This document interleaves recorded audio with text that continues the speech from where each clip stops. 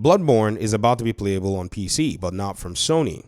Ryan Perino's article highlights this today, and we're going to see a few reasons why I think this game is pretty much one that Sony is not necessarily wanting to touch at the moment because it faces a lot of challenges. Welcome to the Video Game Fight School channel. Thank you very much for tuning in. This is a YouTube channel where we tell you that sales data actually matters. It affects your games. It affects exactly what kind of games you're going to be able to play in the future, now, or if past franchises are actually worth it for these publishers or developers. Bloodborne is a beloved game by the Bloodborne community. However, it faces a lot of challenges, and I'm going to highlight some of them. But first of all, let's look at sales data, because this is going to be your very first indicator if you're going to be getting another Bloodborne game, or to see what the likelihood is. Bloodborne launched in 2015, March of 2015, and after that time, its first 2 weeks, it reported a sales of about $1 to $2 million. I think it's like 1.1 or so million or 2 million or such. And then after about 2 million copies, PlayStation did not report any more sales. It wasn't until we saw the Insomniac leaks that actually unveiled to us that this game had overall amassed sales of about 7 million copies. Now, 7 million copies is a very good and robust number for an exclusive. However, this is 7 million with a potential install base of about 100 million units. PlayStation 4 sold over 100 million units, but this game did not necessarily capitalize, nor did he leverage on that.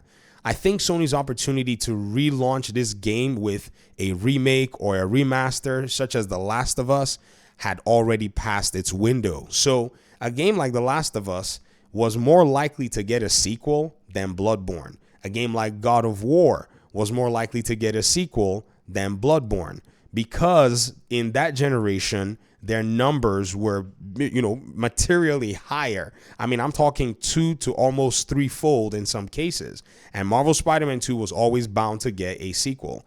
Hence, you're already seeing the sequels that are coming. In fact, the noise right now being made is that there's another Uncharted game being developed inside of Naughty Dog Studios. So hence, data is very important if you can get your hands on it to be able to see trends. And you can basically make correlations, because these companies are going to make games that they have more of a likelihood that line is going to go up. Bloodborne did not give that indicator. And right now, even till, this moment in time, the indicator is still not there. In fact, let me even show you another number that would probably maybe not surprise you. That's Days Gone. You loved Days Gone, didn't you? Some of you enjoyed it. Some of you supported it. But Sony canceled a sequel for it. Well, you know why they canceled the sequel? Because it's sitting in this category of line didn't necessarily go up that much, so we're more than likely not going to be making the sequel. That's just one hurdle that Bloodborne faces for it not to basically be coming to the, other platforms as either a remake or whatever it is. Now, I'm not saying that this spells out impossibility. Please don't get me wrong. I'm just saying that this is one of the hurdles that the game actually faces in this particular conversation. So seeing as it took the game almost about 8 years for it to hit that 7 million copies, it's still highly unlikely that it's going to be one that they're going to be giddy about making. I mean, if they cancel Days Gone, which was able to amass its 7+ million copies in a shorter period of time than Bloodborne was also able to basically come up with its 7 million copies, then you can almost guarantee that it's not something that PlayStation would want to pursue, because it doesn't necessarily see the 10, 15, 20 million sales numbers that actually seems to be attached to it. That's just one thing. Another thing too is, if you actually consider what it is that PlayStation had in terms of how they produced Bloodborne, they and their Japan studio worked hand in hand with From Software. In terms of Japan studio, they provided some production help. They had some of their production directors and managers working in terms of getting the project moved forward. But overall, From Software developed the game, and it was Miyazaki's idea. He conceptualized Bloodborne. He basically, used a lot of the elements that you had in the Dark Souls games. The engine is basically the same engine. The code base, you can tell a lot of things just spells From Software's handiwork for the most part. And so that being said, even though Sony may own the IP, its, iteration and, being able to basically bring it to, life was pretty much as a result of Miyazaki's creativity. There's no doubt about that. You can tell. Go back and watch the announcements for Bloodborne and you'll see that Sony knew they were fortunate that Miyazaki was going to be directing a game on their behalf that was going to be an exclusive, which leads me to the exclusive. The Achilles heel that hurts any video game who decides that it's going to be exclusive, because the addressable market of that video game is drastically reduced.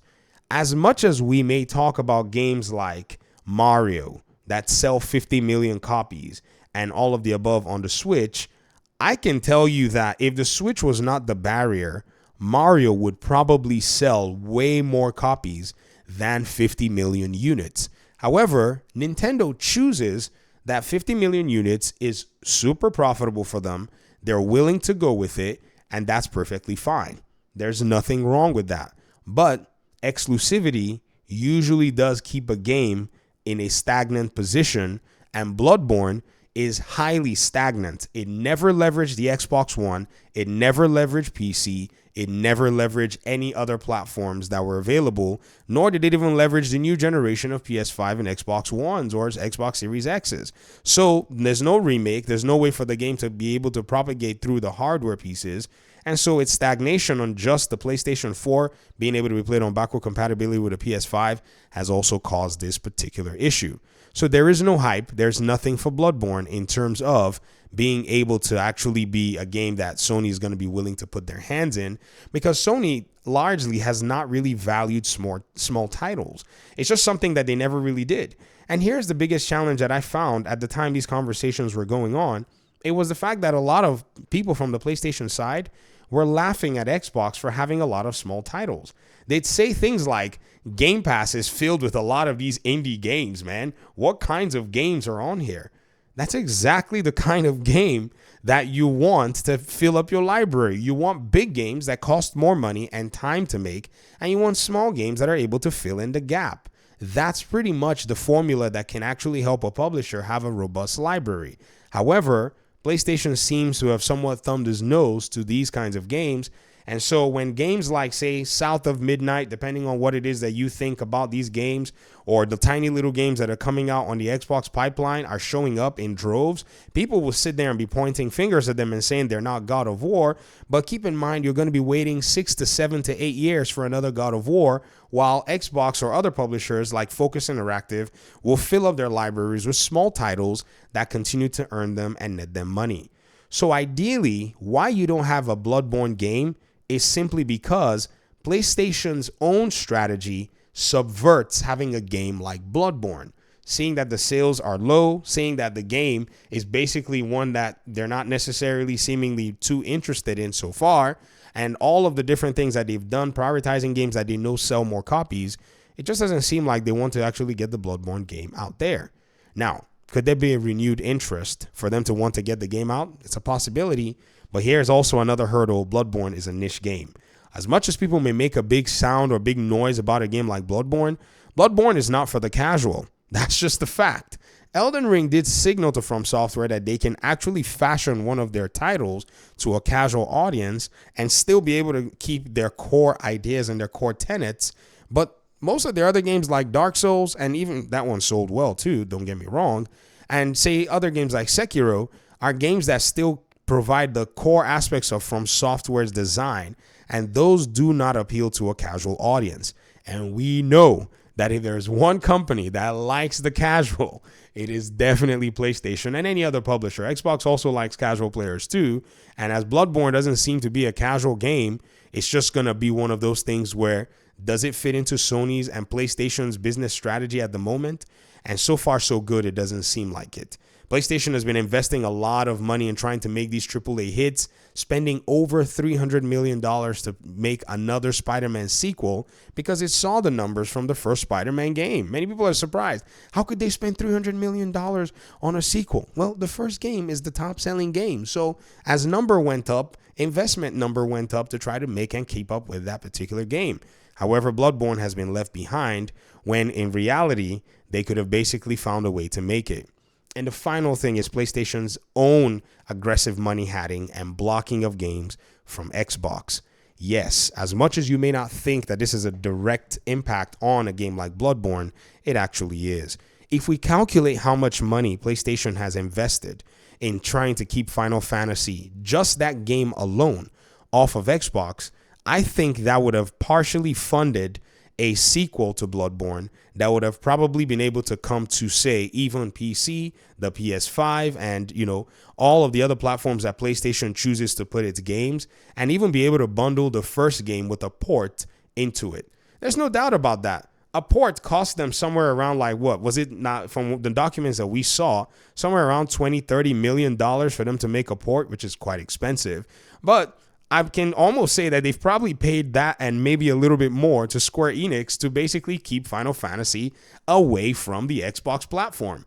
Xbox players, probably felt disappointed, and PlayStation players, you rejoiced when they were doing this, not knowing that you were shooting yourself in the foot, because now you're not going to get that game. And in order for them to make a game like that, they now have to cough up 300 or so, maybe $1 million as prices continue to go up. I just threw 300 million out there, maybe 100, maybe 200 to be able to put a game like that out there. And From Software, it doesn't seem likely that they're going to make them a game like that. They're just not going to do it. They've tasted 25 million copies of one of their original games. Even though PlayStation is an investor in their company, they're just going to have to sit there as a silent investor like everybody else while they cook and make their own games.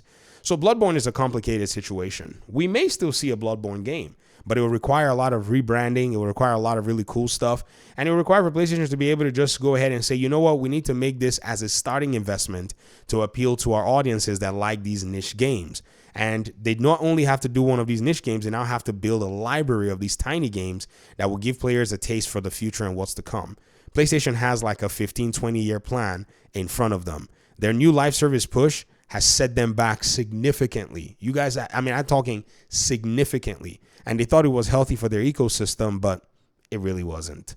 These are my thoughts anyways. Thanks for watching the video. I appreciate you guys' time and audience, and hopefully we can talk in another one. Talk to me in the comment section. Peace out.